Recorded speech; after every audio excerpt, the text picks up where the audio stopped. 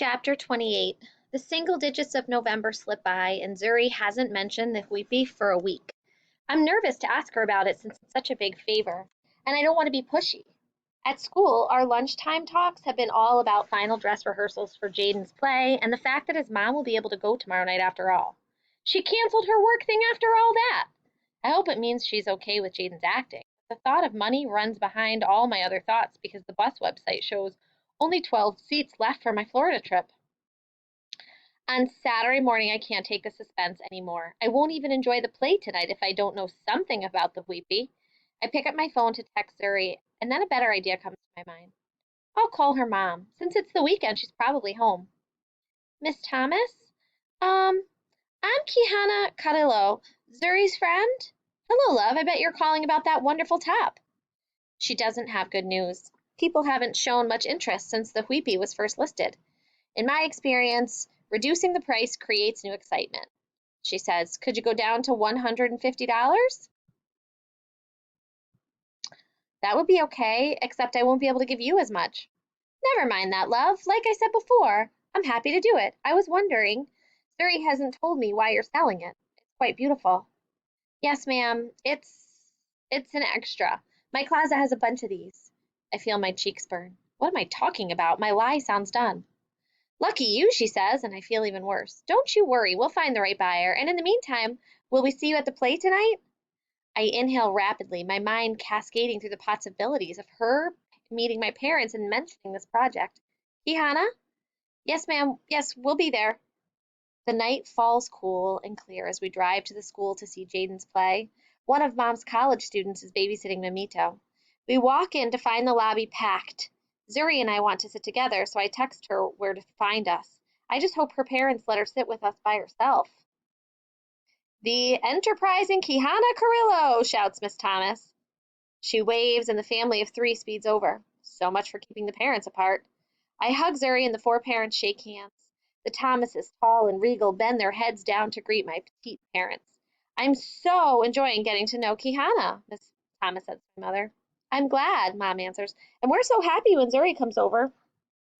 And Mr. Carrillo, where are you from? I've been asking Zuri, but she never can tell me. I was born in Guatemala. Uh-oh. Zuri and I look at each other, our breath speeding up. This could go toward Wheatie territory fast. We better find seats, don't you all think, I say? We shuffle as a group into the auditorium. Miss Thomas remarks, the fabrics from Guatemala are so intricate and colorful. I love the... Mom, emergency, can you retie my headscarf? Zuri breaks in, rubbling it. Jaden said the play is a comedy, I say randomly, trying to change the subject. Have you ever been to a junior high school play? I asked Mr. Thomas. No, I haven't, he said, his eyes twinkling. Zuri and I maneuver to walk between the parents as we make our way down the aisle. Were you born in Barbados? I asked Mr. Thomas, though I already know the answer. We both were, he says, taking his wife's hand. When we get to an empty row, my parents file in. Then Zuri and I take the next two seats, making it hard for the parents to talk across us. I let out a deep breath. That was close, she said quietly. Nice headscarf, emergency. I give her a thumbs up. A thick red curtain hides the stage and the room bubbles with anticipation. Next month, I'll be on the same stage for my choir concert. Zuri points to Jaden's name in the program and my excitement feels squared by hers. We grip each other's hands. It's exciting to be at school after dark and on a Saturday like we're breaking some rule or something. I take a picture of her holding the program and then she takes one of me. I send mine to Grandma, then post it as well. The theater darkens and the curtain opens.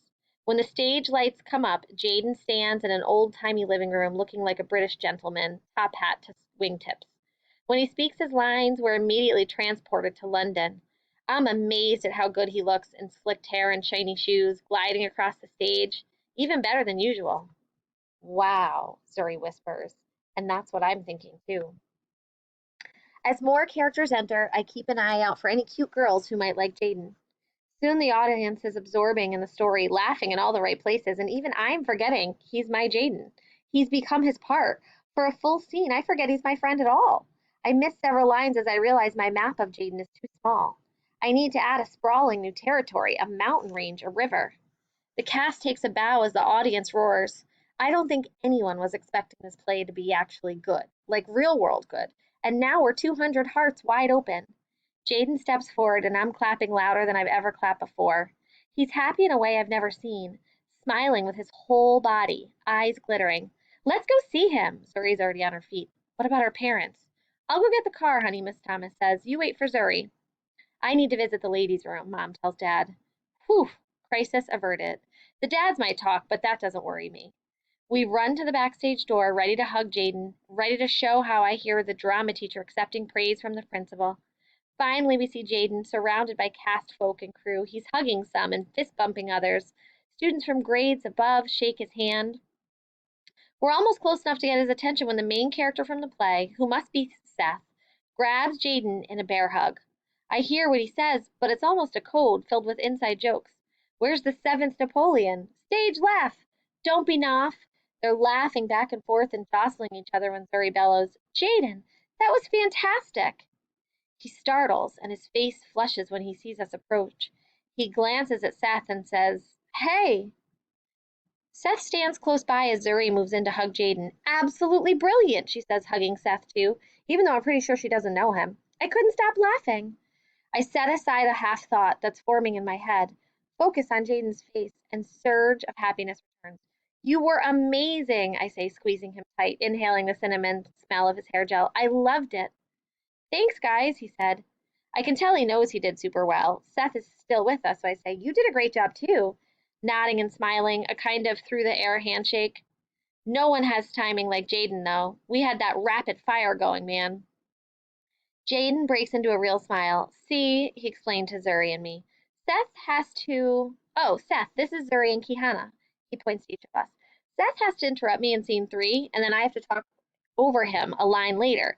It has to feel real without confusing the audience. Sometimes we flub it, but tonight it went like clockwork. Seth holds up hands and Jaden meets him in a high 10.